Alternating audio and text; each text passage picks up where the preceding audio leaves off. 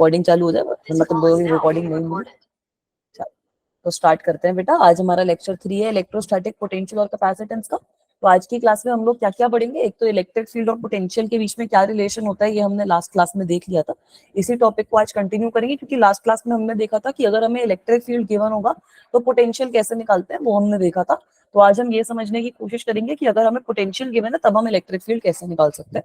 We'll also try to understand the meaning of equipotential surface and moving on, हमारा जो final topic potential का रह जाएगा वो होता है potential due to continuous charge distribution. अगर आपके पास रॉड है, अगर आपके पास आर्क है, रिंग है, डिस्क है, स्फीयर है, शेल है, तो इन सारी की सारी सिचुएशन में पोटेंशियल का एक्सप्रेशन अपन लोग कैसे निकालते हैं वो भी हम चीज देख लेंगे इन दिस पर्टिकुलर चैप्टर। तो सबसे पहले अपन बिगिन करते हैं relation between electric field and potential से। वी हैव ऑलरेडी स्टडीड कि अगर हमें पोटेंशियल गिवन होता है तो हम इलेक्ट्रिक फील्ड कैसे निकालते हैं। इसका एक बार रिकैप करवा देती हूँ मैं क्विक आप लोगों को। तो लास्ट क्लास में हम लोगों ने यही वाला जो टॉपिक था वो एंडिंग टॉपिक हमने पढ़ा था कि अगर हमें पोटेंशियल निकालना है एट एनी डिस्टेंस आर तो हम क्या करते हैं, इंटीग्रेट करते हैं इलेक्ट्रिक फील्ड को। नेगेटिव ऑफ इलेक्ट्रिक फील्ड को हम इंटीग्रेट करते हैं, ई डॉट डी आर हमारे पास कुछ आ जाती है value. So when you will integrate this, हमें पता है कि अगर इलेक्ट्रिक फील्ड कुछ ई से मैं रिप्रेजेंट कर रही हूँ तो electric field can be E X I cap plus E Y J cap plus E Z K cap. और यहाँ पर डी आर की क्या वैल्यू होती है, डी आर की वैल्यू होती है आपकी D x I cap plus D Y J cap plus D Z K cap.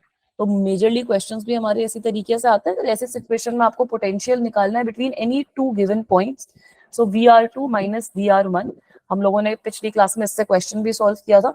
Negative of x1 से लेकर x2 ex dx minus integral of y1 से लेकर y2 ey dy minus integral of z1 से लेकर z2 ez dz।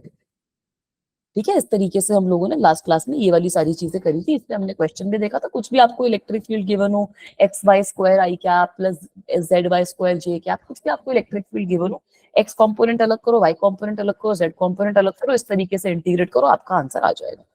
अब मुझे आपको next part क्या बताना है कि अगर आपको ये तो इलेक्ट्रिक फील्ड अगर हमारे पास है और पोटेंशियल निकालना है तो इस तरीके से हम निकालेंगे। अगर आपको पोटेंशियल गिवन है और इलेक्ट्रिक फील्ड निकालना है तो उसमें हमारा ये फॉर्मूला काम आता है, that dv is equals to minus E dot D R. तो अब सपोज आप लोगों को पोटेंशियल गिवन है, आपको इलेक्ट्रिक फील्ड निकालना है, तो यहाँ से आप एक बड़ा सिंपल सा रिलेशन देख सकते हो, that electric field will be equal to negative of dv by d are. तो if you will differentiate potential in terms of electric field, आपके पास सारी की सारी जो वैल्यूज होती हैं वो आ जाएंगी। तो अगर आपको इलेक्ट्रिक फील्ड गिवन है, पोटेंशियल निकालना है, इंटीग्रेट करना है, अगर आपको पोटेंशियल गिवन है, इलेक्ट्रिक फील्ड निकालना है, तब आपको डिफरेंशिएट करना पड़ेगा। तो यहाँ पर आपके लिए एक इंपॉर्टेंट कॉन्सेप्ट है कि हमें पार्शियल डेरिवेटिव का कॉन्सेप्ट समझना है। We have to understand the meaning of partial derivative. Partial derivative का क्या मतलब होता है कि सपोज आपको एक एग्जांपल से मैं समझाती हूँ। सपोज मेरे पास पोटेंशियल आपको कुछ गिवन है, पोटेंशियल आपको गिवन है कितना, X square Y Z Q, ये आपको पोटेंशियल गिवन है और इसके टर्म्स में आपसे पूछा जा रहा है कि इलेक्ट्रिक फील्ड बताओ। तो आपको पता है पोटेंशियल गिवन है, इलेक्ट्रिक फील्ड निकालना है, तो हमें करना है डिफरेंशिएट। अब डिफरेंशिएट का क्या मतलब होता है, अगर आपको एक्स कंपोनेंट निकालना है इलेक्ट्रिक फील्ड का तो आप इसको पार्शियली डिफरेंशिएट करोगे इन टर्म्स ऑफ एक्स। अगर आपको वाई कंपोनेंट निकालना है इलेक्ट्रिक फील्ड का तब आप इसको पार्शियली डिफरेंशिएट करोगे इन टर्म्स ऑफ वाई। और अगर आपको जेड कंपोनेंट निकालना है इलेक्ट्रिक फील्ड का तब आप इसको पार्शियली डिफरेंशिएट करोगे इन टर्म्स ऑफ जेड। अब इस चीज का मतलब क्या है बेटा, पार्शियल डेरिवेशन का मतलब क्या होता है, EX अगर मैं इस एग्जांपल में निकालूंगी, पार्शियल डेरिवेटिव का मतलब है कि x के अलावा जो बाकी सारे वेरिएबल्स हैं y और z क्यूब, उसको कांस्टेंट रख लो और खाली x को डिफरेंशिएट कर दो। तो अगर मैं y और z क्यूब को एक कांस्टेंट की तरह ट्रीट करूं और खाली x को डिफरेंशिएट करूं, मेरे पास कुछ ऐसा आ जाएगा 2xyz क्यूब। ठीक है, सिमिलरली अगर मैं y के टर्म्स में ये सेम चीज करूंगी तो अब मुझे इस वाली पूरी की पूरी टर्म को y के टर्म्स में डिफरेंशिएट करना है और x और z को कांस्टेंट रख लेना है। तो मेरे पास क्या आ जाएगा, x square z cube. And अगर इसी वाले एग्जांपल में मैं z वाली चीज को करती हूँ, डिफरेंशिएट करती हूँ, तो अब मुझे z क्यूब को डिफरेंशिएट करना है, एक्स स्क्वायर और y मेरा कांस्टेंट है, तब मेरे पास क्या आ जाएगा 3x square y Z square. ठीक है, तो यहाँ से अगर आप लोग फाइनली एक्सप्रेशन लिखते हो अपना इलेक्ट्रिक फील्ड का, if you write the expression of electric field in terms of i cap J cap and k cap, यहाँ पे नेगेटिव साइन भी आएगा। So if we write the expression of electric field in terms of i cap J cap k cap, I will get minus 2xy z cube i minus x square z cube j minus 3x square y z square k. So this is how we can determine the value of electric field from potential. ठीक है, इसी तरीके से हम electric field की जो होता है उसकी वैल्यू पोटेंशियल के टर्म्स में निकाल सकते हैं। बेटा लास्ट क्लास में हम लोगों ने देखा था ना कि पोटेंशियल जब हम डीवी निकालते हैं तब हमारे पास negative of A dot D r आता है। ठीक है, तो तभी हमने जैसे पोटेंशियल की वैल्यू जब निकाली थी तो हमारे पास नेगेटिव आया था, तो इसलिए हम यहाँ पर भी एक नेगेटिव साइन डालते हैं। सही है बेटा, यहाँ पर भी आपका एक नेगेटिव साइन आएगा क्योंकि इलेक्ट्रिक फील्ड और पोटेंशियल के अंदर रिलेशनशिप में अगर आप पोटेंशियल की वैल्यू निकालते हो यूजिंग फोर्स, आपको पता है वो फोर्स से आप इलेक्ट्रिक फील्ड निकालो, पोटेंशियल को आप रिलेट करते हो इन टर्म्स ऑफ एनर्जी, तो आपके पास इस तरीके का एक्सप्रेशन बनता है जहां पर एक नेगेटिव साइन हमारे पास आता है। सही है, तो अब इसके एक दो सवाल देख लो, इसको देखो एक बार, try to solve this one, try to solve this question. यहाँ पर आपको पोटेंशियल गिवन है, पोटेंशियल आपको कितना गिवन है, v की वैल्यू आप लोगों को गिवन है 5x² प्लस 5xy वोल्ट्स। ठीक है, तो अगर आप यहाँ पर इलेक्ट्रिक फील्ड की वैल्यू निकालोगे तो वही पार्शियली डिफरेंशिएट करोगे, पार्शियली डिफरेंशिएट अगर आप करोगे Ex will be equals to minus del we upon del X. ये जो है यहाँ पर पार्शियल डिफरेंशिएशन का साइन, इसको मैं डेल से रिप्रेजेंट कर रही हूँ, डेल ही बोलते हैं इसको भी। सो when you guys will do this, what will you get, negative of, अगर मैं इसको डिफरेंशिएट करूंगी, y को कांस्टेंट मान लो, x को खाली डिफरेंशिएट करो तो क्या आएगा आपके पास 10x, क्योंकि x स्क्वायर की 2x हो जाएगी, प्लस 5y। अच्छा एक सेकेंड बच्चा, ठीक है, तब तक आप अपनी कॉपीज में try to solve this question. वैसे ही अगर मैं यहाँ पर ई वाई की वैल्यू निकालूंगी तो ई वाई की क्या वैल्यू आ जाएगी, अब बेटा एक्स कांस्टेंट है, वाई को डिफरेंशिएट करना है, तो minus del we upon del y करना है खाली। तो इस केस में अगर मैं minus del we upon del y निकालूंगी, 5x तो कांस्टेंट हो गया, 5x वाई में अगर वाई को डिफरेंशिएट कर देंगे तो मेरे पास बचेगा माइनस 5x। तो आपके पास एक तरीके से इलेक्ट्रिक फील्ड की वैल्यू कितनी आ गई, इलेक्ट्रिक फील्ड की वैल्यू आपके पास आ गई negative of 10x minus 10y minus 5y minus 10x minus 5y I cap minus 5x J cap. अब यहाँ पर आपको बोला है कि you have to determine the electric field at a particular point 1, -2, तो इसका मतलब है कि x और y की जगह पे 1 और -2 सब्सटीट्यूट कर दो। तो when you guys will do this, electric field की आपके पास क्या वैल्यू आ जाएगी, माइनस ऑफ 10x मतलब minus of 10 minus of 5 into Y, Y की वैल्यू है -2, तो यहाँ पे आ जाएगा प्लस 10 आई कैप, एंड यहाँ पर आपके पास क्या आएगा माइनस ऑफ 5x, तो minus 5 into 1 J cap. So this will get cancelled. So the only expression of electric field which you guys will be left with is minus 5 j cap volts. Minus 5 j cap volt per meter. Is this okay everyone? ठीक है, हमें ये चीज समझ में आई। चलो आगे बेटा, रिपीट कर दो। अच्छा एक बार रिपीट कर दो बेटा। मैंने क्या बोला कि पिछली क्लास में हम लोगों ने देखा था कि अगर मेरे पास इलेक्ट्रिक फील्ड है और मुझे पोटेंशियल निकालना है तो हम क्या करते हैं, इंटीग्रेट करते हैं। अगर हमारे पास पोटेंशियल और हमें इलेक्ट्रिक फील्ड निकालना है तब हमें डिफरेंशिएट करना पड़ेगा। ठीक है बेटा, तो इस सिचुएशन में मेरे को पोटेंशियल गिवन है, इलेक्ट्रिक फील्ड आपको निकालने के लिए बोला गया। तो अगर आपको पोटेंशियल गिवन है, इलेक्ट्रिक फील्ड का एक्स कंपोनेंट निकालना है, so you will partially differentiate in terms of x. Partially differentiate करने का क्या मतलब होता है, पूरी की पूरी जो पोटेंशियल की एक्सप्रेशन है उसमें सपोज कर लो कि y कांस्टेंट है, z कांस्टेंट है, खाली x मेरा इकलौता वेरिएबल है, तो इसको डिफरेंशिएट करोगे तो आपके पास 10x प्लस 5y आएगा। नेगेटिव साइन पोटेंशियल और इलेक्ट्रिक फील्ड के एक्सप्रेशन में आता है, इसलिए यहाँ पे नेगेटिव साइन आ गया। सही है बेटा। वैसे ही अब अगर मैं ई वाई देखूं, अगर मैं ई वाई देखूं तो E Y is minus del we upon del Y. ठीक है, तो पोटेंशियल को हम y के टर्म्स में यहाँ पर डिफरेंशिएट कर रहे हैं। तो जब आप ये चीज करोगे तब आप देखोगे कि भाई 5x² प्लस 5xy की जगह x² वाला जो टर्म है वो तो मेरी कांस्टेंट ही हो जाएगी, क्योंकि x मेरा कांस्टेंट है, और इसको डिफरेंशिएट करेंगे तो खाली y की टर्म को डिफरेंशिएट करना है partially, so I will get minus 5x। Is it okay बेटा? Yes ma'am. ठीक है, तो इसी तरीके से आपको पोटेंशियल का कुछ भी एक्सप्रेशन गिवन हो आप इलेक्ट्रिक फील्ड निकाल सकते हो। सपोज ये एक्सप्रेशन गिवन है, इसमें निकालो इलेक्ट्रिक फील्ड की क्या वैल्यू आएगी। Potential is given to you as 2x plus 3y minus z. यहाँ पर अगर मैं इलेक्ट्रिक फील्ड का x कंपोनेंट निकालूंगी minus del we upon del x, तो ये y और z वाली टर्म तो आएंगी नहीं, खाली 2 आएगा, है ना, -2 आएगा रादर। अगर मैं यहाँ पर ई वाई का y कंपोनेंट निकालूंगी तो minus del we upon del Y, तो ये कितना हो जाएगा -3, क्योंकि 2x भी कांस्टेंट हो गया, z भी कांस्टेंट हो गया। एंड सिमिलरली अगर मैं Ez की वैल्यू निकालूंगी तो Ez कितना आएगा बेटा, minus of del V del Z plus 1। Good job बच्चा, बिल्कुल सही बोल रहे हो। तो अगर मैं इलेक्ट्रिक फील्ड लिखती हूँ, इलेक्ट्रिक फील्ड की वैल्यू कितनी हो जाएगी, -2i cap -3j cap plus k cap. सही है,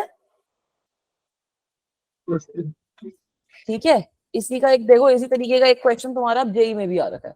अब ये तुम्हें पोटेंशियल अगर V is equals to 3x² से देते हैं तो इलेक्ट्रिक फील्ड की वैल्यू बताओ कितनी होगी, तो निकाल लोगे ना डायरेक्टली। ये तुम्हारा अभी आया हुआ है, जेई 2022 का ही क्वेश्चन है। तो इसको निकालने के लिए क्या करोगे भाई, पोटेंशियल की वैल्यू 3x² हमें गिवन है मैम, तो इसका क्या मतलब है कि ई एक्स ही आएगा, खाली एक्स डायरेक्शन में पोटेंशियल तुम्हारा, खाली एक्स की टर्म है पोटेंशियल के अंदर, तो खाली ई भी एक्स डायरेक्शन में ही आएगा। Ex will be minus del v upon del x. So this will be equal to what? -6x. तो जो तुम्हें स्पेसिफाइड पॉइंट है उस पॉइंट पे अगर तुम निकालते हो एट पॉइंट 1,0,3 x की वैल्यू 1 डाल दो, Ex की वैल्यू कितनी आ जाएगी, -6। मतलब इलेक्ट्रिक फील्ड तुम्हारा एक तरीके से कितना है, -6 वोल्ट पर मीटर, है ना। तो इसकी अब तुम वैल्यू कैसे लिखोगे, इसकी वैल्यू कितनी हो गई, कौन सा ऑप्शन सही हो गया, very good, the correct option is option D, 6 volt per meter directed along negative x axis. This is simple, ठीक है, वेरी गुड भूमि बेटा, विराट बेटा, बिल्कुल सही बोल रहे हो बच्चों, D option is absolutely right. और ये ऐसा नहीं है पुराना क्वेश्चन है, 2022 का ही क्वेश्चन है, तो इस तरीके के भी तुम्हारे क्वेश्चन आते हैं। बच्चे ना मिसकंसेप्शन लेके चल रहे हैं कि वहां सारे ही मुश्किल आते हैं, तुमसे कंसेप्चुअल भी पूछे जाते हैं, प्रॉब्लम्स भी पूछी जाती हैं, इंटीग्रेशन डिफरेंशिएशन के सवाल भी आते हैं, तो सारे कॉन्सेप्ट तुम्हें पता होने चाहिए। चलो ये वाला क्वेश्चन अब हमें समझ में आया। अब इसके बाद एक चीज जो हमारी समझनी थोड़ी जरूरी है, वो होती है पोटेंशियल डिफरेंस के बारे में, वो होती है पोटेंशियल डिफरेंस के बारे में। तो ये वाली चीज भी हम वैसे पहले कर चुके हैं। अच्छा, हेलो सुहेब बेटा, आपने फर्स्ट टाइम ज्वाइन करी है। तो बच्चों ये आपका 6 आवर का बैच है, इसमें आपकी हर दिन एक क्लास ही होती है 9:30 से 10:30 की, ठीक है। तो इस क्लास में अपन लोग थोड़ा क्रैश कोर्स के तरीके से चल रहे हैं, सारा का सारा जो आपका सिलेबस है वो आपको पढ़ना है, तो इसको हम क्रैश कोर्स की तरह ट्रीट करेंगे। जो आपके एक्सप्रेशंस रहते हैं वो मैं आप लोगों को बता देती हूँ, डेरिवेशन वगैरह पे कम फोकस करके हम जेई के हिसाब से क्वेश्चंस वगैरह जो रहते हैं वो ज्यादा सोल्व करते हैं, ठीक है बेटा। अब यहाँ पर अगर मैं वर्क डन का एक्सप्रेशन लिखती हूँ तो लेट मी से that this is work done, अगर ए से बी तक हम चल रहे हैं। अच्छा, वेलकम खुशबू बेटा, सृष्टि भी हमारी पहली बार ज्वाइन हुई है। चलो सब बच्चों को वेलकम, मेरा नाम साक्षी गुप्ता है, मैं आप लोगों की फिजिक्स की टीचर हूँ बेटा, ठीक है। तो फिजिक्स पढ़ेंगे, अभी हमारा जो चैप्टर चल रहा है इलेक्ट्रोस्टैटिक पोटेंशियल और कैपेसिटेंस चल रहा है। इलेक्ट्रोस्टैटिक का जो पहला चैप्टर है, इलेक्ट्रिक फील्ड एंड चार्जेस वाला जो चैप्टर है, वो हम कर चुके हैं, ठीक है बेटा। अच्छा, हेलो अतूफा बेटा, सब बच्चों को ऐसे जो भी पहली बार आ रहे हैं सबको ऐसे हेलो हाय, ठीक है। तो अच्छी बात है बेटा। ये वाली क्लास का पर्पस यही है, सब बच्चे ज्वाइन जरूर करो, जो बच्चे कहीं और ट्यूशन भी जा रहे हैं वो भी ट्राई करो कि ज्वाइन कर लो। ये क्लास एक तरीके से आप लोगों की रिवीजन क्लास की तरह एक्ट करेगी, और जितने भी आप लोगों के कॉन्सेप्ट्स होंगे वो आपके सारे कॉन्सेप्ट्स इस क्लास के थ्रू रिवाइज होते रहेंगे, ठीक है। जो भी सारे कॉन्सेप्ट्स आप रिवाइज भी कर लो, साथ साथ में हम क्वेश्चंस भी सॉल्व करेंगे, तो आपको बहुत फायदा रहेगा। ऊपर से जब आप संडेज को टेस्ट भी दोगे तब आप बहुत अच्छे से कर पाओगे। अच्छा, सृष्टि ने मेरे से पढ़ रखा है 11th क्लास में, तो चलो बहुत ही बढ़िया बात है, फिर तो जानते हो, ठीक है। चलो अब लेट मी से दैट ये work done from A to B क्या है। Work done from A to B is work done by external agent, work done by external agent, work done by external agent against electric field, against electric field, against electric field in taking a charge, in taking a charge from a point A to a point B, in taking a charge from point A to point B। तो ये external agent काम कर रहा है point A to point B. तो अब यहाँ पे अगर मैं पोटेंशियल डिफरेंस का एक्सप्रेशन लिखती हूँ, अगर मैं पोटेंशियल डिफरेंस का एक्सप्रेशन लिखती हूँ वी बी माइनस बी ए, तो अब बच्चों को थोड़ी कंफ्यूजन रहती है कि मैम यहाँ पे वर्क डन तो नेगेटिव आना चाहिए। तो अगर मैं वर्क डन ए से बी कंसिडर कर रही हूँ, जो ये एक्सटर्नल वाला वर्क डन है, जो ये एक्सटर्नल एजेंट वर्क डन कर रहा है, तो वो आपका पॉजिटिव एक्सप्रेशन आता है। इसको आप डिवाइड कर दो क्यू से। और अगर आपसे पूछा जा रहा है कि इलेक्ट्रिक फील्ड कितना काम कर रहा है, तो वो आपका नेगेटिव में आता है। जो पोटेंशियल एनर्जी में हमने नेगेटिव में डाला था, that is the work done by the electric field. If work done is asked from you, what is the work done? From the external agent perspective तो आप उसको पॉजिटिव लोगे, अगर इलेक्ट्रिक फील्ड के टर्म्स में पूछा जा रहा है तब आप उसको नेगेटिव लोगे, तो इसकी वैल्यू होती है आपकी UB minus UA upon, right. तो हमें पता है कि वीबी माइनस वीए की एक और वैल्यू हम लोगों को पता है, वीबी माइनस वीए की एक और वैल्यू हम लोगों को पता है, which is what, negative of A से लेकर बी तक अगर हम ई डॉट डी आर को इंटीग्रेट कर दें। ये वाली चीज भी अभी हम लोगों ने देखी है, सही है ना बेटा, सही बात है ना बेटा, ठीक है। तो अब लेट मी टॉक अबाउट एक second, I think screen stuck है।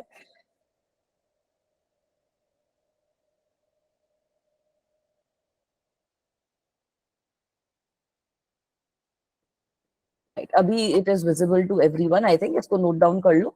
इसके बाद हम लोग बात करेंगे, अच्छा समझ नहीं आया पर रिपीट कर देती हूँ, मैंने क्या बोला कि हम जब पोटेंशियल लिखते हैं तो पोटेंशियल हमने डिस्क्राइब ही ऐसे किया है कि change in potential energy divided by the test charge. तो पोटेंशियल एनर्जी जब आप लिखते हो तो आप उसको लिखते हो नेगेटिव ऑफ वर्क डन। तो ये जो नेगेटिव ऑफ वर्क डन होता है, this is the work which is done by electric field. और अगर आप एक्सटर्नल फील्ड का आपसे किसी क्वेश्चन में वर्क डन पूछा जा रहा है कि कितना होगा, तो वहां पे आप पॉजिटिव ही कंसिडर करोगे, ठीक है। These are expressions which we have studied before, जो हमने पोटेंशियल वाली चीज पढ़ी थी तब हमने ये सारे एक्सप्रेशंस पढ़ रखे हैं। अब यहाँ पर हम पोटेंशियल डिफरेंस की बात कर रहे हैं कि अगर मेरे पास दो पॉइंट्स है ए और बी, उनके बीच में मैं अपने चार्ज को मूव करवा दूं तो किस तरीके से मेरा पोटेंशियल डिफरेंस जो है वो लगेगा, सही है बेटा। बेटा रिकॉर्डिंग जो है ना वो मेरी ग्रुप पे नहीं आएगी, आप सब लोग ना मेरा बिटली लिंक ले लो, वो बिटली लिंक के ऊपर आप लोगों को मेरी सारी रिकॉर्डिंग्स मिल जाएंगी, ठीक है। ये जो बिटली लिंक है इसको आप सब लोग सेव कर लो, ये जो बिटली लिंक है इसको सब बच्चे याद से सेव कर लो, इसी पे आपकी ग्रुप की भी सारी रिकॉर्डिंग्स है और मेरी जो बाकी क्लासेस हो रही हैं, जो 2 आवर वाली क्लासेस हो रही है, उनकी भी सारी रिकॉर्डिंग्स आप लोगों को यहीं पे मिल जाएंगी, तो आप लोगों को कोई दिक्कत नहीं रहेगी। एक बार ये लो बिटली लिंक ले लो मेरा, ठीक है यंगा बेटा, और ये वाला सेव जरूर कर लो, यहीं पे आपके भी सारे के सारे नोट्स अपलोड होंगे, रिकॉर्डिंग्स अपलोड होंगी, और साथ साथ में जो बाकी रिकॉर्डिंग्स भी है, मेरे बाकी बैचेस भी चल रहे हैं 11th-12th के, वो भी यहीं पे अपलोड हो रहे हैं। तो अगर आपको 11th का भी कुछ रिवाइज करना है तो वहां से कर सकते हो, कोई दिक्कत की बात, सही है। अब हमें यही वाला एक्सप्रेशन जो है वो देखना है कि कांस्टेंट यूनिफॉर्म इलेक्ट्रिक फील्ड में क्या हो रहा है। So now we want to understand what is happening in uniform electric field, potential difference, potential difference in uniform electric field के बारे में हम समझना चाहते हैं, इन यूनिफॉर्म इलेक्ट्रिक फील्ड। तो यूनिफॉर्म इलेक्ट्रिक फील्ड का केस का क्या मतलब है कि भाई अब मेरा जो इलेक्ट्रिक फील्ड है वो यूनिफॉर्म है, इस तरीके से सीधी सीधी लाइनें मैंने बना दी तो यूनिफॉर्म इलेक्ट्रिक फील्ड बन गया ना, ये मेरा यूनिफॉर्म इलेक्ट्रिक फील्ड है। और इसके अंदर दो पॉइंट है, ये पॉइंट ए है सपोज, ये वाला पॉइंट बी के बराबर है, this is point A and this is point B. तो इस सिचुएशन में अगर आप इलेक्ट्रिक फील्ड का निकालना चाहते हो कि पोटेंशियल कितना होगा, आपको इंटीग्रेट करने की जरूरत नहीं क्योंकि इलेक्ट्रिक फील्ड कांस्टेंट है, वो इंटीग्रेशन से बाहर आ जाएगा। तो डायरेक्टली आप लोगों के पास वीबी माइनस वीए की कितनी वैल्यू आ जाएगी, minus E dot A B, this is the value which you will obtain. Sachin बेटा एक बार मुझे फिर से एक बार आप टेक्स्ट करो, मैंने आप सबकी डिटेल्स फॉरवर्ड करी थी सर को, वहां से आप लोगों के पास कॉल आया, ठीक है। एक बार आप लोग क्या काम करोगे, जिसको भी 2 आवर वाली क्लासेस लेने में इंटरेस्ट है, अपना नेम, अपना फोन नंबर, अपना स्कूल नेम, ये सारी चीजें टेक्स्ट करना, अपना स्कूल नेम, अपना स्टूडेंट आईडी भी आप लोगों के पास होगा, उसको एसआरएन नंबर कहते हैं, अपनी स्टूडेंट आईडी, अपना ईमेल, अपना ईमेल, और जो आपका इशू है कि हम 2 घंटे वाली क्लास लेने में इंटरेस्टेड है, ये सारी की सारी चीजें नोट डाउन कर लो, इन सबका एक सिंगल मैसेज बनाकर मुझे व्हाट्सएप पे भेज दो ताकि मैं इसको फॉरवर्ड कर दूं, ठीक है। हाँ ठीक है सुनैना बेटा, एक बार मैंने आपकी रिक्वेस्ट फॉरवर्ड कर दी थी, एक बार आप मुझे फिर से टेक्स्ट करो ताकि मैं एक बार ये वाली सारी की सारी रिक्वेस्ट फिर से फॉरवर्ड कर दूंगी। मैंने फैजान सर को, आप लोगों ने जिसने भी मुझे बोला है कि 2 आवर वाले बैच में इंटरेस्टेड हो, वो फैजान सर को फॉरवर्ड कर दिए ताकि वो लोग इस चीज को केटर कर पाए। अगर कोई बच्चा ऐसा है जिसको अभी भी नहीं आया है कॉल या फिर अभी भी दिक्कत है, तो आप उनको एक बार ये सारी चीजें फिर से टेक्स्ट करो ताकि मैं वो वाला मैसेज फॉरवर्ड कर दूं। तो बेटा अब इस तरीके के केस में इसका क्या मतलब है, that we are having minus of E A B cos theta. तो अगर आप E A B cos theta देखते हो तो A B cos theta is nothing but this value of D, A B cos theta is nothing but this, ये जो D यहाँ पे डिस्टेंस दिख रहा है, this is what is A B cos theta. तो यहाँ से आपके पास पोटेंशियल का एक बड़ा ही इंपॉर्टेंट एक्सप्रेशन आ जाता है, that it is equals to minus of E D, which means that potential is equals to electric field multiplied by D, जहां पर D कितना है, effective distance, effective distance, effective distance between effective distance between A and B along the electric field, along the electric field. ठीक है, तो along the electric field आप लोग देखोगे कि कितना डिफरेंस है A और B के बीच में, वहीं से आपको पता चल जाएगा कि हाँ भाई पोटेंशियल डिफरेंस कितना आना चाहिए। एक बार रिपीट कर दूं। अच्छा, कोई दिक्कत नहीं है बेटा, मैंने क्या बोला कि VB माइनस DA, अगर आपके पास यूनिफॉर्म इलेक्ट्रिक फील्ड है तो VB माइनस DA आप डायरेक्टली लिख सकते हो माइनस E डॉट AB के फॉर्म में। अब यहाँ पर अगर आप ये ट्राइंगल देखते हो तो AB cos theta will come out to be equal to D। तो यहाँ पर अगर मैं ये D वाली चीज एक्सप्रेस कर दूं तो मेरे पास basically potential difference between two points in an electric field कितना आ गया, माइनस E डॉट D के बराबर, जहाँ पे E is the magnitude of electric field, D is the effective distance between A and B along the electric field. A और B के बीच में जितना डिस्टेंस है अलोंग द इलेक्ट्रिक फील्ड, उससे अगर आप इलेक्ट्रिक फील्ड को मल्टीप्लाई करोगे तो आपके पास पोटेंशियल डिफरेंस आ जाएगा। सही है बेटा, अभी क्लियर है? Is it okay? ठीक है, तो यहां से तुम एक बड़ी इंटरेस्टिंग चीज भी देख सकते हो कि अगर मेरे दोनों के दोनों पॉइंट्स परपेंडिकुलर है इलेक्ट्रिक फील्ड के, both the points are perpendicular to electric field, तो वो सिचुएशन में तो भाई पोटेंशियल की कोई वैल्यू ही नहीं आएगी। ठीक है, अगर दोनों के दोनों पॉइंट्स इलेक्ट्रिक फील्ड के परपेंडिकुलर है ना, तो वैसे सिचुएशन में पोटेंशियल की कोई वैल्यू नहीं आती। तो इसी चीज को हम इक्वो पोटेंशियल सरफेस के फॉर्म में भी पढ़ेंगे कि इलेक्ट्रिक फील्ड जब भी आपके पास गिवन होता है उसमें आप इक्वो पोटेंशियल सरफेस बना सकते हो। ठीक है बेटा, एक बार ये वाला क्वेश्चन देखो कैसे सॉल्व करेंगे। Try to solve this question. इस क्वेश्चन को देखो कैसे सॉल्व करोगे।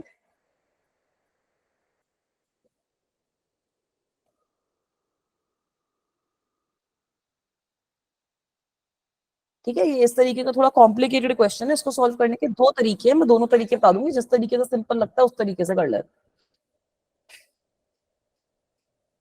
ठीक है, तो मेथड वन वो है, अगर हम ये जो ईडी वाली चीज है वो वाली चीज ना लगाएं, वो वाली चीज अगर हम ना लगाएं, हाँ बेटा दिस इज फिजिक्स क्वेश्चन। ठीक है, this is a question of physics, this is a question from chapter 2 electric potential and capacitance. तो इस तरीके के क्वेश्चन को कैसे सॉल्व करोगे, यहाँ पर आप इलेक्ट्रिक फील्ड की कुछ वैल्यू लिख सकते हो। यहाँ पर जिस तरीके से तुम्हारा इलेक्ट्रिक फील्ड जा रहा है ना, उसके कंपोनेंट करके मैं इलेक्ट्रिक फील्ड की वैल्यू लिख सकती हूँ। क्या वैल्यू लिखूंगी? Electric field will be equal to what? Electric field की वैल्यू आपको 100 गिवन है, 100 आपको वोल्ट पर मीटर वैल्यू गिवन है। तो अगर मैं इसके दो कंपोनेंट कर दूं, मेरे पास दो कंपोनेंट नहीं आ जाएंगे? ठीक है, वेरी गुड। एक सेकेंड, समझ नहीं आया बच्चे को, क्वेश्चन ही समझ नहीं आया क्या बच्चा? ठीक है, ये क्वेश्चन में आपको यूनिफॉर्म इलेक्ट्रिक फील्ड गिवन है जिसकी डायरेक्शन आपको 30 डिग्रीज गिवन है एक्स के टर्म्स में, और आपको 100 वोल्ट पर मीटर उसकी वैल्यू बता रखी है। आपको बोला है कि OA की वैल्यू 2 मीटर है, OB की वैल्यू 4 मीटर है। आपको पोटेंशियल डिफरेंस निकालना है between these two points. Question clear है सबको? अब ये क्वेश्चन को सॉल्व करने के दो मेथड है, ये पहला मेथड है, एक और मेथड है उससे मैं आपको बता दूंगी कैसे सॉल्व करना। This is the first method. तो ये जो मेथड है ये इजी भी है, जो आप अभी तक करके आए हो उसी के बराबर है, अभी मैंने कुछ लिखा नहीं है बेटा। इलेक्ट्रिक फील्ड इस क्वेश्चन में आप कैसे लिख सकते हो? इलेक्ट्रिक फील्ड अगर हमें वेक्टर फॉर्म में गिवन है तो it will be equal to what? 100 cos 30 i क्या प्लस 100 sin 30 j क्या। ठीक है, तो यहाँ पर अगर मैं सारी की सारी वैल्यूज प्लग इन कर देती हूँ तो मेरे पास क्या आएगा? cos 30 होता है √3/2, तो इलेक्ट्रिक फील्ड आ जाएगा 50 √3 i क्या प्लस 50 j क्या। यहां से आ जाएगा ना पोटेंशियल तुम्हारे पास, यहां से तुम लोगों के पास पोटेंशियल की वैल्यू आ जाएगी ना। अब इलेक्ट्रिक फील्ड आ गया तो इंटीग्रेट करके पोटेंशियल निकाल लो। स्टक नहीं है बेटा? अगर स्टक है तो एक बार रिफ्रेश करो बच्चा। ठीक है, स्टक नहीं है बेटा। अब तुम्हारे पास अगर इलेक्ट्रिक फील्ड की वैल्यू आ गई तो यहाँ से तो पोटेंशियल तुम्हारा निकालना सिंपल है। कैसे निकालोगे? पोटेंशियल बिटवीन बी एंड ए कितना हो जाएगा? अगर मैं बी और ए के बारे में बात कर रही हूँ तो बेसिकली एक्स एक्सेस के along I am going from point A to point O suppose. ठीक है, तो पॉइंट ए जो है हमारा, उसके कोऑर्डिनेट्स कितने हैं? -2, 0 के बराबर है, और पॉइंट बी के कोऑर्डिनेट कितने हैं? 0, 4 के बराबर है। तो अगर मैं पॉइंट ए से पॉइंट बी पे जा रही हूँ तो basically I am going from -2 to 0। तो यहाँ पर हम क्या डालेंगे? 50 √3 dx, and similarly I will have minus minus, अब हम कहां से जा रहे हैं? 0 से लेकर 4 तक जा रहे हैं फॉर y, -0 से लेकर 4, 50 50 dy, 50 dy। इसको इंटीग्रेट कर लोगे तो आंसर आ जाएगा पोटेंशियल का। इसको अगर मैं इंटीग्रेट करती हूँ तो मेरे पास क्या आएगा? -50 √3x इसमें लिमिट लगानी है -0 से लेकर -2 से लेकर 0 तक की, -50y, इसमें भी अपन लिमिट लगा देंगे 0 से लेकर 4 तक की। सही है बेटा। तो जब ये सारा का सारा आंसर आप यहाँ पे प्लग इन करोगे, यहाँ पर आपके पास नेगेटिव ही आएगा पोटेंशियल जो आएगा। तो VBA की जो मेरी वैल्यू आई थी वो आ गई थी -100 2 + √3 वोल्ट्स। यही आंसर आया बेटा सब लोगों का, एक बार चेक करो, एक बार see if you are getting this answer. ठीक है, सचिन इज सेइंग यस। बाकी बच्चे बताओ ये आंसर आ रहा है?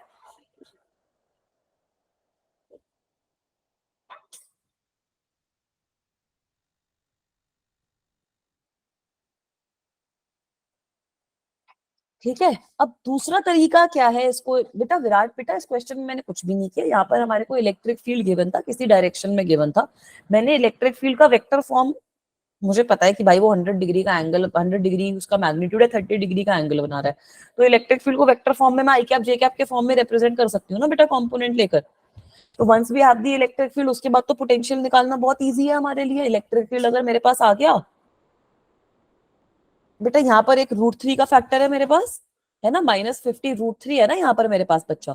तो अगर मैं यहाँ पर -2 वाली चीज डालूंगी तो आपके पास -100 √3 आएगा, ये वाला टर्म जो रहेगा। और वैसे ही अगर आप यहाँ पर डालोगे तो यहाँ पे आपके पास -200 आ जाएगा। तो 200 वाली चीज में यहाँ पे इसकी वजह से 2 आएगा और एक साइड पे आपके पास √3 आएगा। ठीक है सृष्टि बेटा,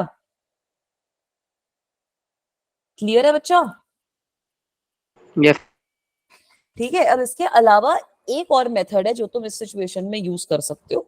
वो जो मेथड है वो है जो अभी हमने फॉर्मूला पढ़ा है उसको यूज करके। एक second, let me add another slide. तो हमने अभी वो E.D का फॉर्मूला यूज करा ना, उसको यूज करके भी आप ये वाली सेम चीज डिटरमिन कर सकते हो। कैसे करेंगे ये चीज देखो। अभी जो हमने फॉर्मूला यूज करा है, सेकंड, हाँ स्क्रीन विजिबल है ना बेटा? अभी जो हमने फॉर्मूला यूज करा है उसमें हम लोगों ने क्या देखा कि VB माइनस VA जो होता है आपका, VB माइनस VA जो होता है आपका, you can give that by -ED। तो E की वैल्यू आपको पता है, D की वैल्यू मुझे निकालनी है। We have to find D, we have to find the value of D, right? This is okay, this is okay. यहाँ पर आप एक और चीज देख सकते हो कि आपका जो पोटेंशियल ए पे होगा वो पोटेंशियल ज्यादा होगा एज कंपेयर टू बी, क्योंकि इलेक्ट्रिक फील्ड की डायरेक्शन में जैसे जैसे आप आगे जाते रहोगे वैसे वैसे आपका जो पोटेंशियल होता है वो कम होता रहता है। दैट इज वाई यहाँ पर आपके पास एक नेगेटिव टर्म आएगी ही आएगी। VB का potential is less than VA, so in this situation VB minus VA will be negative, it will B negative for sure. अब मेरा टास्क ये है कि मुझे ये D वाली जो चीज है इसकी वैल्यू निकालनी है। तो अब ये D की वैल्यू कैसे निकालोगे? यहाँ पर तुम्हारे पास ना दो पॉइंट्स बन रहे हैं, किस तरीके से बन रहे हैं ये चीज देखो। ये तुम्हारे पास A पॉइंट है, ये तुम्हारे पास ओरिजिन है, ये तुम्हारे पास कुछ B पॉइंट है, ये तुम्हारे पास कुछ B पॉइंट है। अब तुमसे पूछा क्या गया है कि what is the value of distance between AB in the direction of electric field. ठीक है, तुम लोगों से पूछा क्या गया है कि what is the value of, what is the value of D in the direction of electric field। Task तुम्हें समझ में आया? तुम्हारा टास्क क्या है? ठीक है, तो सपोज तुम्हारा अब जो इलेक्ट्रिक फील्ड है तुम देख सकते हो कि कुछ अलग तरीके से यहाँ पर पास कर रहा है। इलेक्ट्रिक फील्ड जो है वो मेरा कुछ इस तरीके से पास कर रहा है। इलेक्ट्रिक फील्ड जो है वो हमारा कुछ अलग तरीके से पास कर रहा है।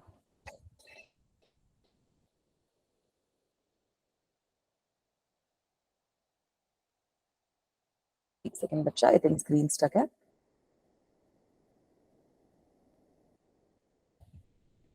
ठीक है, ये हमारा पॉइंट O है, ये वाला जो पॉइंट है वो पॉइंट A है, एंड ये वाला जो पॉइंट है वो मेरा कुछ पॉइंट B के बराबर है।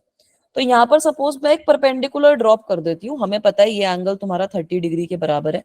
यहाँ पर सपोज मैं कुछ परपेंडिकुलर ड्रॉप कर देती हूँ, let me drop a perpendicular in this case, let me drop a perpendicular in this case. तो जैसे ही मैं परपेंडिकुलर ड्रॉप करूंगी, ये वाली जो मेरी लेंथ होगी, this will become equal to what, this will become equal to what, AO cos 30।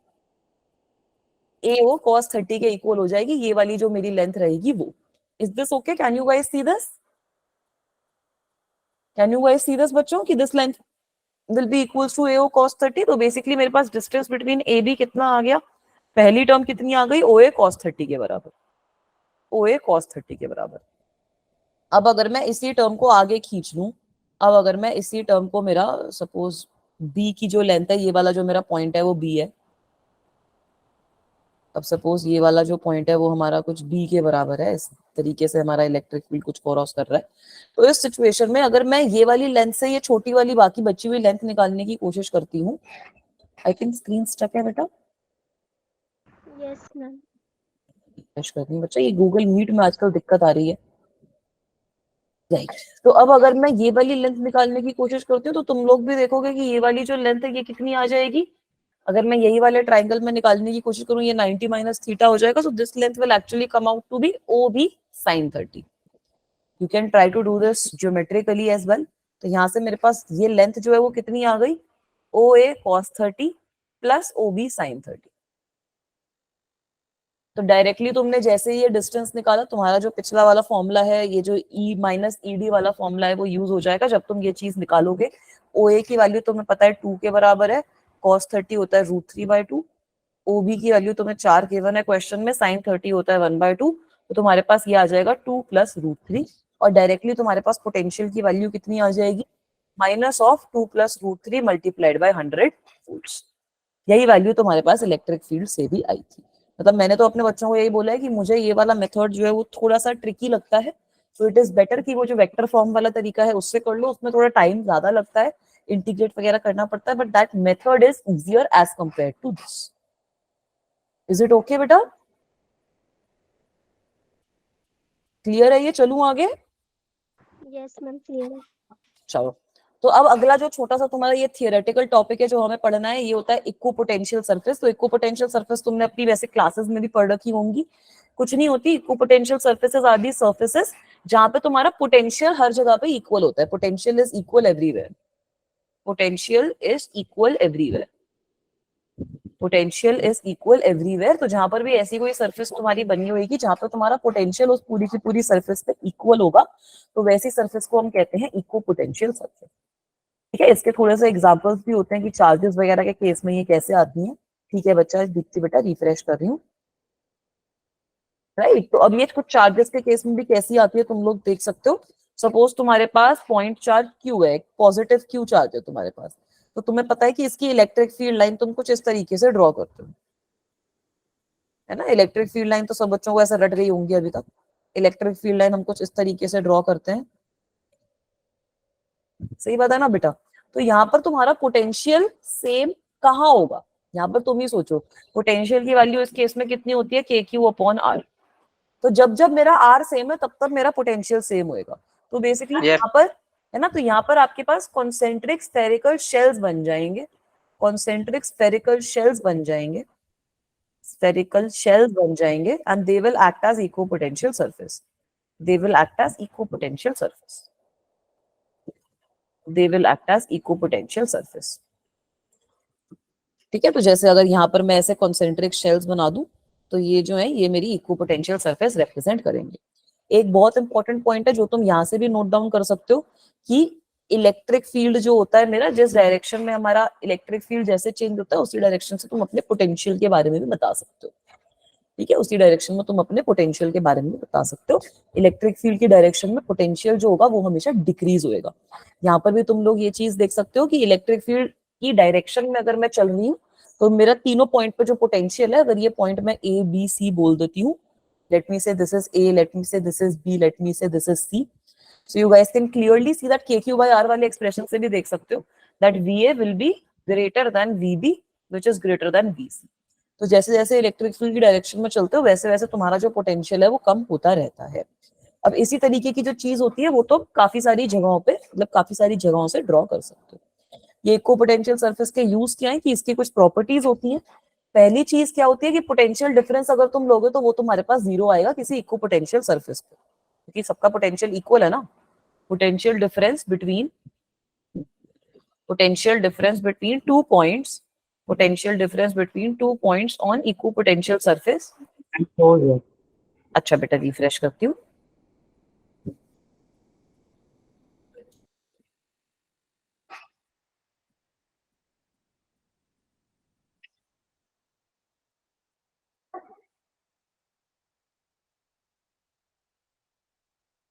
आया बेटा, तो ये पहला पॉइंट है कि potential difference between 2 points on equipotential surface तुम्हारा जीरो होता है क्योंकि all the points are at the same potential. Second point ये है कि दो इक्विपोटेंशियल सरफेस कभी इंटरसेक्ट नहीं करेंगे. Two equipotential surfaces will never intersect, क्योंकि ऐसा पॉसिबल नहीं है ना कि एक पॉइंट पे दो वैल्यूज हो पोटेंशियल की. So two equipotential surfaces never intersect. Never intersect. Ma'am दो इक्विपोटेंशियल सरफेस है और दोनों का पोटेंशियल सेम ही है, तब तो हो सकता तो बेटा वो एक ही सरफेस बनेगी ना, इंटरसेक्ट थोड़ी करेगी. अगर ओके पोटेंशियल सरफेस है, पोटेंशियल से मतलब वो तो एक ही सरफेस का पार्ट बन गई ना. सही है. अब एक और चीज जो तुम देख सकते हो Okay. तो ये देखोगे कि क्योंकि तुम्हारा पोटेंशियल डिफरेंस दो पॉइंट्स के बीच में जीरो है, तो जो वर्क डन रहेगा वो भी तुम्हारा जीरो होगा between two points on equipotential surface. Between two points on equipotential surface. On equipotential surface है ना बेटा. तो ये अगर तुम्हारा वर्क डन जीरो है between two points on equipotential surface, तो इसका ये भी मतलब है कि अभी हम लोगों ने देखा है कि वर्क डन तुम्हारा फोर्स और डिस्प्लेसमेंट की वजह से होता है. तो जिस डायरेक्शन में फोर्स लग रही है और जिस डायरेक्शन में डिस्प्लेसमेंट हो रही है पार्टिकल की, वो परपेंडिकुलर होने चाहिए. तो इसीलिए इक्विपोटेंशियल सरफेसेस हमेशा तुम्हारी परपेंडिकुलर आती है with respect to electric field. Equipotensial surfaces are always perpendicular with respect to electric field. And also a very important point जो तुम्हें मैंने पिछली स्लाइड में बताया है कि जैसे जैसे तुम्हारा इलेक्ट्रिक फील्ड की डायरेक्शन में तुम चलोगे, वैसे वैसे जो इक्विपोटेंशियल सरफेस की पोटेंशियल की वैल्यू है that will keep on decreasing. ठीक है. नहीं बेटा अभी स्टक नहीं है विराट बेटा, अभी विजिबल है स्क्रीन. ठीक है. Are these points clear to everyone? Yes, ma'am. सही है बच्चों. तो अब इसी के बेसिस पे हम अलग अलग जैसे जो भी हमारे पास चार्जेस होते हैं उनके केस में तुम इक्विपोटेंशियल सरफेस बना सकते हो. अगर तुम्हारे पास सिंपल एक नेगेटिव चार्ज है या फिर कोई पॉजिटिव चार्ज है, तो उन दोनों के केस में तो तुम्हारा वो कॉन्सेंट्रिक शेल ही बनता है. चाहे नेगेटिव चार्ज हो चाहे पॉजिटिव चार्ज हो, उससे डिफरेंस नहीं होता. के क्यू बाय आर ई इसका एक्सप्रेशन रहता है. के क्यू बाय आर ई इसका एक्सप्रेशन रहता है. तो तुम्हारा कॉन्सेंट्रिक शेल वाला जो बनेगा, जो हमने अभी पॉजिटिव वाले चार्ज के केस में बनाया था, वही सेम एक्सप्रेशन, वही same potential surface, equipotential surface तुम्हारी नेगेटिव चार्ज के केस में भी बन जाती है. ठीक है. एक बार try to draw that in your copy everyone. ठीक है. जैसे अगर हमारे पास नेगेटिव चार्ज है तो उसके केस में भी ऐसे ही हमारी कॉन्सेंट्रिक स्फेरिकल शेल वाली इक्विपोटेंशियल सरफेस बन जाती है. अगर तुम्हारे पास कोई ऐसी सिस्टम है जहां पर तुम्हारे पास यूनिफॉर्म इलेक्ट्रिक फील्ड आ रहा है, तो यूनिफॉर्म इलेक्ट्रिक फील्ड सपोज तुम्हारा किसी भी डायरेक्शन में आ रहा हो, किसी भी डायरेक्शन में अगर तुम्हारे पास यूनिफॉर्म इलेक्ट्रिक फील्ड आ रहा है, तो इक्विपोटेंशियल सरफेस हमेशा उसके परपेंडिकुलर कुछ इस तरीके से बनती है. जिस भी डायरेक्शन में इलेक्ट्रिक फील्ड आएगा उसके परपेंडिकुलर तुम्हारी इक्विपोटेंशियल सरफेस बन जाती है. ऐसी अलग अलग चीजों के केस में तुम अलग अलग इक्विपोटेंशियल सरफेसेस बना सकते हो. अगर हमारे पास एक लाइन चार्ज रहता है, अगर हमारे पास ये लाइन चार्ज है, suppose this is a linear charge distribution, तो इस तरीके की डिस्ट्रीब्यूशन में तुम लोग देखोगे कि तुम्हारी जो इक्विपोटेंशियल सरफेस बनती है that is in the form of a cylinder, concentric cylinder. तो इस केस में तुम्हारी कॉन्सेंट्रिक सिलेंडर के फॉर्म में इक्विपोटेंशियल सरफेस बनती है. अब अगर तुम्हारे पास दो ऑपोजिट चार्जेस हैं, उनके केस में तुम मेरे से पूछ रहे हो कि मैम ऑपोजिट चार्जेस के केस में क्या होगा. तो ऑपोजिट चार्जेस के केस में हमें पता है कि इलेक्ट्रिक फील्ड कुछ ऐसे बनता है कि वो एक दूसरे को रिपेल कर रहे हैं, है ना. इलेक्ट्रिक फील्ड कुछ इस डायरेक्शन में बनेगा, इसी तरीके से बनता है कि वो एक दूसरे को, ये जो चार्जेस हैं वो रिपेल कर रहे हैं. तो अगर इस पे हर पॉइंट पे मैं पोटेंशियल सरफेस ड्रॉ करने की कोशिश करती हूँ, तो मेरे पास कुछ इस तरीके से पोटेंशियल बनते हैं दैट इनिशियली, मतलब हर चार्ज का अपना अलग अलग मामला रहता है, हर चार्ज का अपना अलग अलग बनता है, और बीच में ये लोग इंटरसेक्ट कर जाते हैं. इंटरसेक्ट नहीं करते, मतलब बीच में तुम्हारा जो ये वाला पॉइंट बनता है, this is similar to this, this is similar to you having this, ये जो बीच वाला तुम्हारा पॉइंट है. स्क्रीन स्टक है क्या बेटा? अच्छा.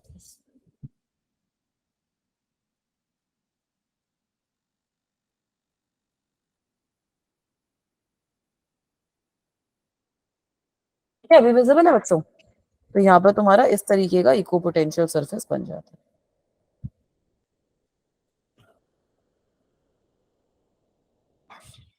Is it okay? इस तरीके से आप अलग अलग अपनी चार्ज डिस्ट्रीब्यूशन के केस में अलग अलग इक्विपोटेंशियल सरफेसेस जो है वो ड्रॉ कर सकते हो. सही है बेटा ये चीज? Yes, ma'am. ठीक है. इसको भी take a few seconds, draw this so that we can move forward.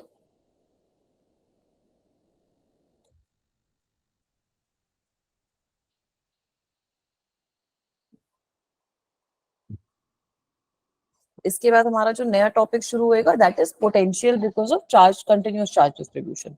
अब ऐसे ही हम इलेक्ट्रिक फील्ड के केस में भी चले थे ना, ऐसे तो हम इलेक्ट्रिक फील्ड के केस में भी चलते हैं ना, कि इलेक्ट्रिक फील्ड हमने पहले डिस्क्रीट का सीख लिया, डिस्क्रीट वाली सारी की सारी बातें कर ली। अब जो हमारा फाइनल टॉपिक बचा हुआ है वो potential due to a continuous charge distribution बचा हुआ है। तो अब कंटिन्यूअस चार्ज डिस्ट्रीब्यूशन में तुम्हारी क्या क्या चीजें आ जाती है, जैसे अब तुम्हारे पास कोई रॉड है, चार्ज रॉड है फॉर एग्जाम्पल, अगर तुम्हारे पास कोई चार्ज रिंग है, कोई चार्ज आर्क है, कोई चार्ज डिस्क है, शीट है, या फिर तुम्हारे पास कुछ भी है, तो इस तरीके के केसेस में मतलब चार्ज डिस्ट्रीब्यूशन कोई भी हो तुम्हारे पास, पोटेंशियल की वैल्यू कैसे लिखोगे वो हमें देखना है। सपोज अब मेरे पास इस तरीके की सिचुएशन है कि I am having a rod of length L which is uniformly charge with charge Q, और आपको point P which is at R distance उस पर बताना है कि पोटेंशियल की वैल्यू कितनी होगी। So this distance is R। तो बेटा इस तरीके के क्वेश्चन में भी हम यूज तो इंटीग्रेशन वाला ही करेंगे। तो कैसे करोगे उस चीज को यूज, सपोज मेरे पास ये जो रॉड है, ये मेरे पास थोड़ा सा इसको बड़ा बना देते हैं।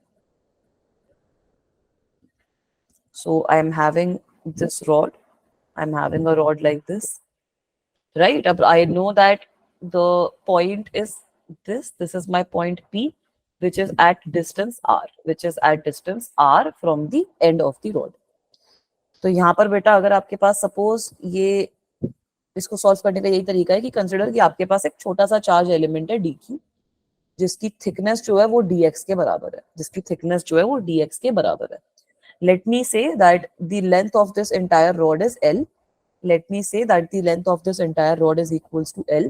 And ये जो मेरा चार्ज है, ये जो मेरा चार्ज छोटा सा मैंने चार्ज लिया है, that is at a distance x from P. So using everything which I have, I can determine the value of electric potential due to this small charge at the point P.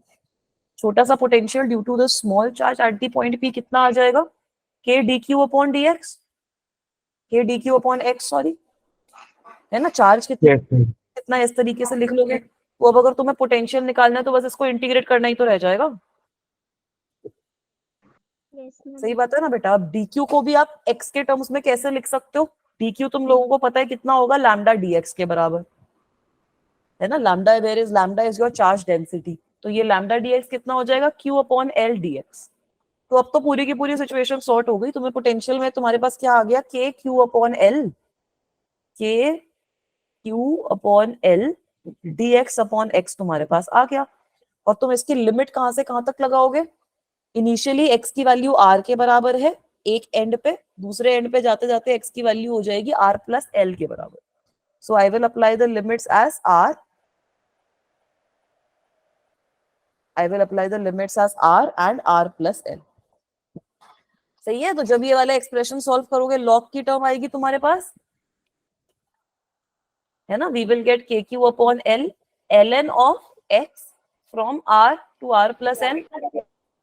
तो जब आप final expression अपना determine करोगे तो क्या आ जाएगा, एक बार निकालने की कोशिश करो।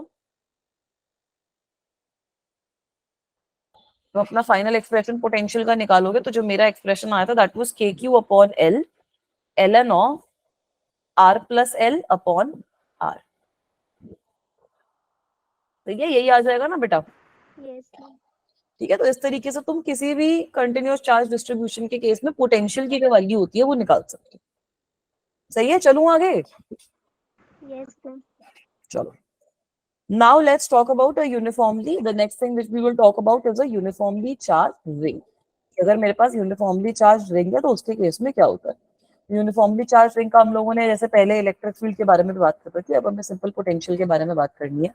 सपोज मेरे पास एक पॉजिटिवली चार्ज रिंग है, इसकी डेरिवेशन में ज्यादा टाइम नहीं व्यतीत करेंगे, जिसको देखनी है एक बार वो देख, you can look into my notes, you can look on my Bitly link, you will find all derivations there। Suppose you are having a charged ring which is having a radius r, and the charge on it is q। तो अगर तुम्हें determine करना है कि potential की value centre पे कितनी होगी, अगर तुम्हें सेंटर पे वैल्यू निकालनी है तो उसके लिए तुम क्या करोगे, एक छोटा सा चार्ज एलिमेंट ले लोगे dq। तो यहाँ पर मेरे पास dv की वैल्यू कितनी आ जाएगी इस छोटे से चार्ज एलिमेंट की वजह से, k dq अपॉन r। अगर तुम इसको इंटीग्रेट करोगे तो तुम्हारे पास पूरा का पूरा अपना जो चार्ज है वही आ जाएगा। अगर इसको हम इंटीग्रेट करते हैं तो बेसिकली मेरे पास जो मेरा पूरा का पूरा चार्ज है वही आ जाएगा। तो potential at the centre of the ring is nothing but, potential at the centre of the ring Potential at the center of the ring is nothing but K Q upon R. Is this point okay? Yes, ma'am. ठीक है, ये वाली चीज सबको clear है? चलूं आगे? ठीक है, अब अगर हमारी जो रिंग है, अब सपोज मुझे एक्सेस पे कोई पॉइंट है, वही तुम्हारे पास पूछा भी जाता है ना मोस्ट कॉमनली, कि भाई अगर एक्सेस पे पॉइंट है तो उसकी वजह से बताओ क्या चल रहा है। तो अब ये जो मेरा पॉइंट है वो एक्सेस पे है। लेट मी से that I am having a point P and this point P is at a distance of x. This point P is at a distance of x. My ring is of the radius r. जो मेरी ये ring मुझे given है that is of radius r.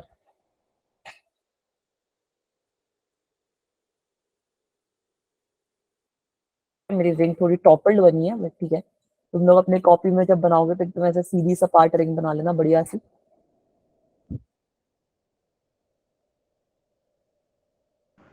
मैं stuck हो गई हाँ इसमें। बेटा मुझे भी दिख रही है, मैं भी ट्राई कर रही हूँ रिफ्रेश करने की ताकि आ जाए।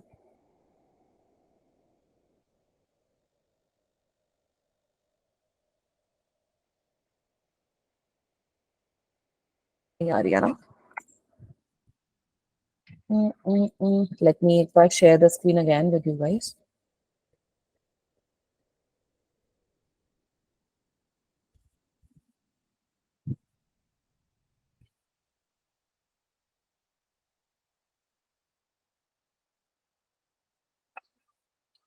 All right, now let me know when you guys can see it. Yes, ma'am. ठीक है, दिख रहा है सबको? डायग्राम दिख रहा है? No ma'am. नहीं दिख रहा है अभी? मैम दिख रहा है। दिख रहा है, अब कुछ बच्चों को दिख रहा है, कुछ बच्चों को नहीं दिख रहा।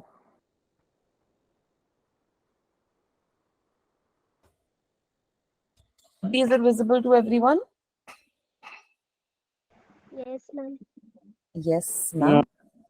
अच्छा, हाँ अभी आ यस गया? मैम, आप दिख रहे हैं, आप दिख रहे हैं। चलो बहुत बढ़िया, बहुत बढ़िया।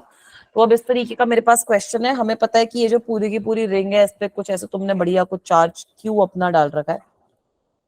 तो इस तरीके के क्वेश्चन में अगर तुमसे पूछा जाए कि पॉइंट ऑन दी एक्सेस पे तुम्हें निकालना है, तो यहाँ पर भी अगर तुम एक छोटा सा एलिमेंट ले लोगे, कोई भी छोटा सा एलिमेंट ले लोगे, तो वो जो एलिमेंट रहेगा उसकी वजह से कितना डिस्टेंस होएगा निकाल सकते हैं ना। मेरी रिंग ही गायब हो गई अनफॉर्चुनेटली। तो वो जो एलिमेंट रहेगा मेरे पास, सपोज कोई भी छोटा सा एलिमेंट है, ये वाला एलिमेंट अगर मैं ले लेती हूँ, इसकी वजह से पी पॉइंट तक डिस्टेंस कितना होगा वो बताओगे? Under root of R square plus X square हो जाएगा। Yes, ma'am. ठीक है बेटा, तो यहाँ से अगर मैं डीवी की वैल्यू लिखूंगी तो कितनी आएगी? K D Q upon under root of X square plus R square. तो इसको भी अगर मैं इंटीग्रेट करती हूँ और फाइनल एक्सप्रेशन पोटेंशियल का निकालती हूँ, पोटेंशियल आ जाएगा K Q upon under root of X square plus R square. Plus सही है ना? यही तुम्हारा पोटेंशियल आया होगा रिंग का। तो this is very easy to determine as well, it's not difficult. तो अब इसी का अगर मैं ग्राफ भी प्लॉट करूं, इसकी का अगर आप लोग ग्राफ भी प्लॉट करो, तो ग्राफ में तुम लोग ये चीज देख सकते हो दैट मेरा जो पोटेंशियल है दैट इज मैक्सिमम, जब वो सेंटर की हम बात कर रहे हैं, पोटेंशियल की एक मैक्सिमम वैल्यू अचीव हो जाती है which is equals to K Q upon capital R when we are looking at potential at the centre. और धीरे धीरे जो पोटेंशियल है वो आपका कम होता रहता है। तो ये इस तरीके का ही कर्व बनेगा ना। पोटेंशियल जैसे जैसे तुम आगे जाओगे, लेफ्ट हैंड साइड पे आगे जाओ, राइट हैंड साइड पे आगे जाओ, पोटेंशियल की जो वैल्यू रहेगी वो कम होती रहेगी। Is it okay? yes, ma'am. ठीक है, अब यहाँ से तुम इसी को यूज करके इलेक्ट्रिक फील्ड का एक्सप्रेशन भी निकाल सकते हो। वैसे वो अब डेरिवेशन तुम लोग एक बार देख लेना। अगर मैं यहाँ पर minus d v upon d x x cap put कर देती हूँ इलेक्ट्रिक फील्ड को, तो मेरे पास इलेक्ट्रिक फील्ड की वैल्यू यहाँ से, after I put this in, after I differentiate the potential, I will obtain the value of electric field as k q x upon x square plus r square raised to 3/2. You guys can genuinely try to do this as well. You just have to differentiate potential in terms of x. तो तुम्हारे पास यही जो expression है वो आ जाएगा. So this is electric field due to ring at a point on its axis. Clearly तुम यहाँ से ये भी देख सकते हो that electric field अगर मैं center पे निकालती हूँ तो x की वैल्यू 0 हो जाती है, इलेक्ट्रिक फील्ड की वैल्यू भी मेरी 0 आती है। सही बात है ना? तो यहाँ पर अगर मैं इलेक्ट्रिक फील्ड का ग्राफ प्लॉट करती हूँ, इलेक्ट्रिक फील्ड का अगर आप लोग ग्राफ प्लॉट करते हो तो इलेक्ट्रिक फील्ड का कुछ ग्राफ तुम्हारे पास इस तरीके से आता है कि सेंटर पे तो वो 0 हो जाता है, सेंटर पे 0 हो जाता है, उसके बाद वो इंक्रीज करता है and then it decreases, it increases up to a particular distance and then it decreases. ठीक है, again in this particular question अगर आप ये जो वैल्यू है वो पुट करके मैक्सिमम वैल्यू देखोगे किस डिस्टेंस पे आ रही है, तो ये जो डिस्टेंस आएगा तुम्हारा, this will come out as r upon root 2 distance आता है। और ये जो r अपॉन रूट 2 रहता है, इस पे मैक्सिमम इलेक्ट्रिक फील्ड की वैल्यू कितनी आती है हमारे पास, k q upon r square multiplied by 2 upon 3 root. So this also I think we have talked about this when we were talking about electrostatics and we were determining the value of electric field due to a ring in that case. अगर याद नहीं है तो इसको भी आप determine कर सकते हो, उसको डिराइव कर सकते हो। कैसे करोगे, इलेक्ट्रिक फील्ड वाला जो एक्सप्रेशन है उसको डिफरेंशिएट कर दो इन terms of distance, in terms of x। तो x की जो भी तुम्हारे पास वैल्यू आएगी दैट इज द वैल्यू जहां पर तुम्हारे पास मैक्सिमा या मिनिमा बन रहा है। सही है बेटा, is this okay? Yes, ma'am. चलो, तो अब this is your first question that you have to determine the value of potential on the axis of a ring जहां पर फील्ड मैक्सिमम है। तो ये तो बहुत ही सिंपल हो गया। पोटेंशियल की वैल्यू कितनी हो जाएगी, K Q upon under root of R square plus X square. अब हमें पता है कि फील्ड मैक्सिमम कब होता है,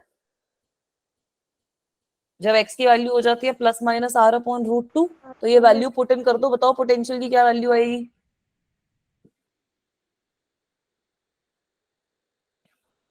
ये वैल्यू अगर डाल दूंगी तो नीचे बन जाएगा under root of R square plus R square by 2 का एक्सप्रेशन बनेगा। So this will actually come out as potential की वैल्यू कितनी आएगी, अंडर रूट ऑफ 2/3 के Q upon R. This will be the expression. Is this okay everyone? यही आ रहा है सबका? Yes, ma'am. ठीक है, तो ये सिंपल है। इसके बाद तुम्हारे जो पॉपुलर क्वेश्चंस रहते हैं, जो तुम्हारे जेई में भी आई थिंक इस तरीके का क्वेश्चन एक पहले आ रखा है, वो इस तरीके का क्वेश्चन आता है कि तुम्हें 2 रिंग दे रखी है जो किसी डिस्टेंस से सेपरेटेड है। इस केस में तुम्हारा पोटेंशियल कितना है, VA माइनस VB, वो तुम लोगों से पूछा है कि उसकी वैल्यू बताओ। तो कैसे बताओगे ये वाला क्वेश्चन, एक बार सोचो, इसको अप्रोच करो, कैसे बताओगे भाई। ये तुम्हारी पहली रिंग है, ये तुम्हारी दूसरी रिंग है। तो अगर मैं पॉइंट ए को देख रही हूँ, अगर सबसे पहले पॉइंट ए को देख रही हूँ मैं, तो पॉइंट ए पे 2 रिंग्स की वजह से पोटेंशियल नहीं होएगा। एक तो ये जो पहली रिंग है उसके सेंटर पे है ये, मैम दूसरी रिंग के भी दूसरे रिंग से भी कुछ डिस्टेंस पे है। अगर मैं पॉइंट ए देख रही हूँ तो फर्स्टली तो it is at the centre of V1 आएगा, बिकॉज वो V1 के सेंटर पे है। और दूसरा पोटेंशियल क्यों आएगा, क्योंकि जो सेकंड रिंग है उससे कुछ डिस्टेंस पे है, √3r पे। वैसे अगर मैं पोटेंशियल एट बी निकालूंगी तो पोटेंशियल एट बी भी सेम ही होएगा। एक तो जो सेकंड वाली रिंग है उसके सेंटर पे है ये पॉइंट, और जो फर्स्ट वाली रिंग है उससे it is at a distance of √3r। तो दोनों की वजह से पोटेंशियल निकाल सकते हो ना। अब पोटेंशियल निकालने का भी एक शॉर्टकट ये है, इसमें हाइपोटेन्यूज की वैल्यू कितनी आएगी, ये 2q है, ये √3r है, कितनी वैल्यू हो जाएगी, r square plus X square upon r square plus X square raise to √2 की। ये r है, ये √3r है मैम 2r आएगी, वही वैल्यू तुम्हारी इसके भी बराबर होएगी। Yes ma'am. यहाँ पर अगर आप पोटेंशियल का एक्सप्रेशन निकालोगे तो VA की वैल्यू कितनी हो जाएगी, पहली वाली रिंग के सेंटर पे है KQ अपॉन R, और दूसरी वाली रिंग से जो under root R square plus X square वाला एक्सप्रेशन है वो तो 2r के बराबर आ गया, यस मैम। है ना।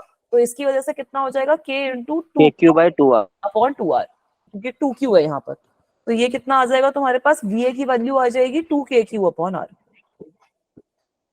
सही है। और वैसे ही अगर तुमसे मैं VB पूछूं तो VB कितना हो जाएगा, K into 2Q upon R plus KQ by 2R, है ना, क्योंकि पहली रिंग जो है वो दूसरी वाली जो रिंग है जिसके ऊपर चार्ज 2Q है उसके ये सेंटर पे है पॉइंट, और जो पहली वाली रिंग है उससे 2r डिस्टेंस पे है, तो यही वाली वैल्यू आएगी। So when you will calculate it this will be equal to 5KQ upon 2r। तो VA माइनस VB निकल जाएगा बेटा यहाँ से, यस मैम। है ना। VA माइनस VB की कितनी वैल्यू आएगी, इन दोनों को सब्ट्रैक्ट कर दो, minus KQ upon 2r value आई थी मेरी। So this is the final right answer. Ma'am sign भी यूज करना पड़ेगा? हाँ, पोटेंशियल में पॉजिटिव नेगेटिव साइन जो है वो तुम यूज करोगे। ठीक है, मेरी स्क्रीन कब से स्टक थी बताओ। हाँ, तो मेरे बच्चा आज मेरे से क्लास में पूछ रहा था कि मैम कभी ऐसा हुआ है कि पूरा क्वेश्चन करा दिया और फिर रियलाइज किया कि स्क्रीन स्टक हो, तो वही अभी हो गया। तो बेटा यहाँ पर क्या हो रहा है, पहली रिंग में एक बार रिपीट कर देती हूँ। जब आप पहली रिंग को देखते हो तो जो ए पॉइंट है वो उसके सेंटर पे लाई कर रहा है, और जो सेकंड वाली रिंग है उससे वो कुछ डिस्टेंस पे है। तो ए पॉइंट पे जो तुम्हारा पोटेंशियल का वैल्यू आएगा वो फर्स्ट और सेकंड दोनों रिंग की वजह से आएगा। तो फर्स्ट रिंग की वजह से सेंटर वाला एक्सप्रेशन तुम्हारा काम करेगा KQ बाय R वाला, सेकंड रिंग की वजह से KQ upon under root of R square plus X square वाला जो फॉर्मूला है वो तुम्हारा यहाँ पे काम में आएगा। वही सेम चीज रिंग 2 के लिए भी हो रही है। तो दोनों की वजह से तुम पोटेंशियल निकाल सकते हो and once you have the value of potential you can sum it up and you will get your answer. Is it okay? Clear है ये चीज बेटा? Yes, ma'am. ठीक है, तो इतना ही करें या फिर और कर ले आज की क्लास में, बताओ। चलो ठीक है, तो इतना ही करते हैं बेटा आज की क्लास में। बाकी सारा जो बचा हुआ टॉपिक है वो हम